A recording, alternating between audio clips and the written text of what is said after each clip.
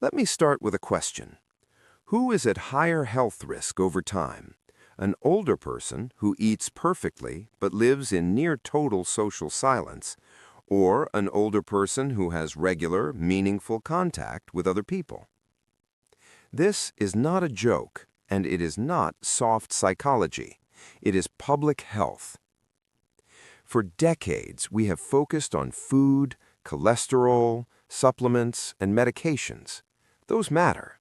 But large studies show something else also matters, whether you are socially connected or socially disconnected. And I need to be very clear, social connection does not cancel smoking, uncontrolled blood pressure, or missed medical care. Please don't hear that message today. What the science says is simpler. Isolation adds risk, and connection can be protective. Multiple meta-analyses of prospective studies show that social isolation is associated with a substantially higher risk of earlier death, often around a 25 to 35% range, depending on how isolation is defined and which groups are studied. That does not prove isolation is the only cause. Health status, poverty, disability, depression, and many other factors can contribute.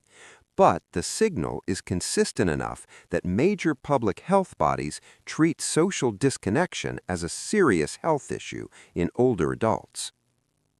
You may have heard a striking comparison that being socially disconnected is similar in magnitude to smoking up to 15 cigarettes a day. That comparison comes from a major public health advisory summarizing the broader evidence. It is not a literal equation where you can swap cigarettes for friendships. It is a way to communicate that disconnection is not trivial. It is a real, measurable risk factor. Let's define terms in a practical way. Social isolation usually means few social contacts, low participation in groups, and limited support in daily life, especially having no reliable person to call in an emergency. Loneliness is different. It is the feeling of being alone. Both are important, and studies don't always agree on which one is stronger for every outcome, so the safest medical approach is to address both. Why might disconnection affect health? One explanation is stress physiology. When humans feel unsafe or unsupported, stress systems can shift. Sleep quality, blood pressure regulation, and inflammatory pathways may worsen over time. And at the biological level, researchers have described immune gene expression patterns under chronic adversity, higher inflammatory signaling, and lower antiviral interferon-related signaling. These are mechanisms, not guarantees, but they help explain why connection shows up in hard outcomes. Now, one of the most overlooked drivers of isolation in older adults is sensory decline, especially hearing. When hearing becomes difficult, many people withdraw. Noisy rooms become exhausting, conversations feel embarrassing, and social events stop feeling worth the effort. That withdrawal can shrink your world. Here is what evidence can support responsibly. A study in the Lancet Healthy Longevity reported that among adults with hearing loss, regular hearing aid use was associated with a lower risk of death compared with never users, even after statistical adjustments. But it is observational. It cannot prove hearing aids are the direct cause.